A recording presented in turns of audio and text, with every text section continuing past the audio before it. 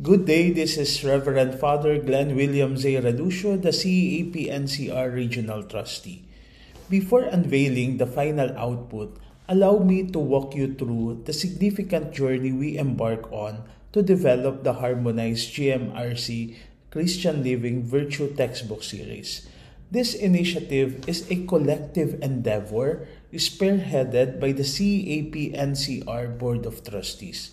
It began with the BOT of CEAP-NCR passing a resolution recognizing the benefits of harmonizing GMRC and CL. This strategic move aimed not only to streamline the teaching process in mission schools by training educators to handle both subjects, but also to enrich the learning experience in all Catholic schools. Understanding that conduct and faith are interrelated, we decided to merge these two into a unified curriculum under the title Virtue Series, which received the board's approval. Following this, we organized a seminar for Christian Living teachers and practitioners. The primary goal was to delve into the new GMRC Matatag curriculum, to teach them how to unpack the competencies and to align the Christian living and values education to GMRC, conforming to the curriculum map provided by DepEd and mandated by law. This exercise proved to be enlightening. By the end of the seminar, it was clear that GMRC and CL are not opposing subjects, but rather complementary ones.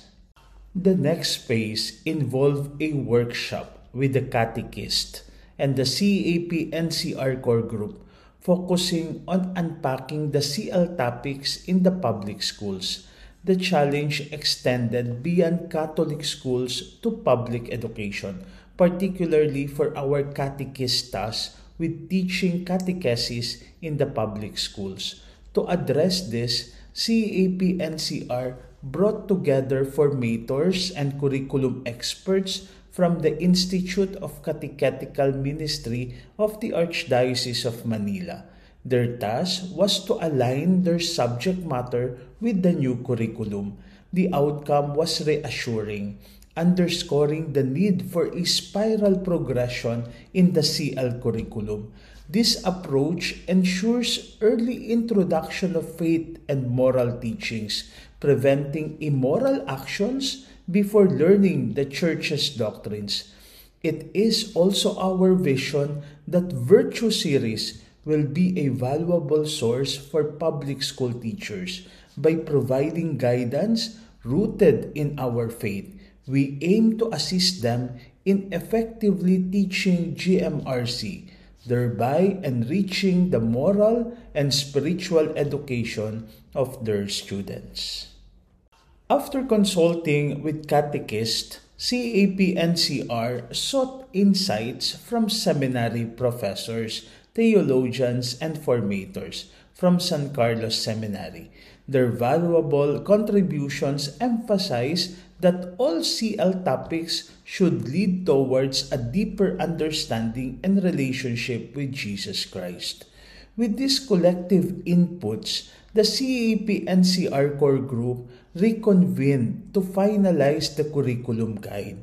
And now it is with a great pride and I present to you our CEAP-NCR Harmonized GMRC and CL Virtue Series. This curriculum offers a comprehensive GMRC course integrated, harmonized with Christian living topics. It's structured into quarterly themes: foundational topics, spiritual life, moral life, and pastoral life, underscoring the unity between virtuous conduct and live faith. For kindergarten, the visioning good manners in everyday life. Happy Manners. It introduces young learners to simple, joyful manners such as sharing and caring, incorporating playful activities and basic Bible stories. This early education in kindness and value of every individual lays the foundation for spiritual growth and well-rounded development. Grade 1's Inspiring Good Manners in Everyday Life. Good Manners Matters. Teaches practical manners like politeness and gratitude. It integrates this lesson with biblical stories and community awareness, fostering a deep respect for life and the environment. For Grade 2, Inspiring Good Manners in Everyday Life, Good Manners for the Heart delves deeper, teaching that kindness affects one's character, not just surface behavior. The curriculum emphasizes honesty, fairness, and respect, promoting active participation in family and community life. Grade 3's Inspiring Good Manners in Everyday Life, Good and Graceful Manners, aims to develop empathy, patience, and respect. It goes beyond the basic manners to include compassion and understanding, covering Jesus' life and teachings to inspire students to become community stewards. Grade 4, Reinforcing Good Manners in Everyday Life, Upright Conduct, emphasizes honesty, integrity, and the impact of actions. The curriculum includes biblical history and preparation for Christian sacraments like confirmation, aiming to develop spiritually conscious and ethically driven students. Grade 5's Reinforcing Good Manners in Everyday Life, Holy and Sacred Conduct, guides students to understand that actions can reflect holiness and sacredness. It deepens their understanding of Jesus' role in salvation history, involving prayers, sacraments, and the lives of saints.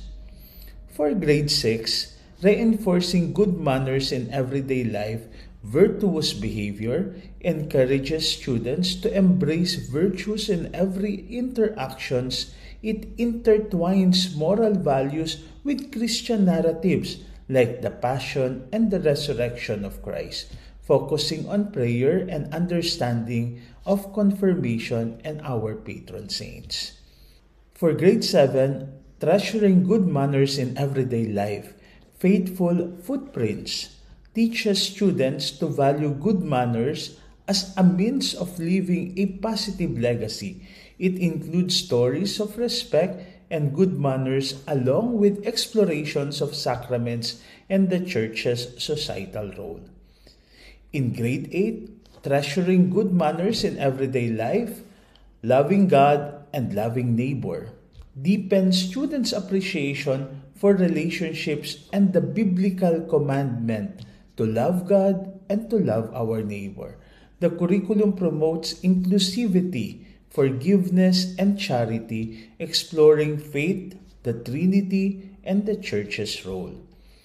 For Grade 9's Unfolding Good Manners in Everyday Life, Patriotic Involvement, extends good manners to civic duty and social responsibility. It includes Christian hope and eschatology, Jesus' resurrection, and social justice projects. For Grade 10, Unfolding Good Manners in Everyday Life, Virtuous Decisions, focuses on ethical decision-making, applying moral principles in real-world situations.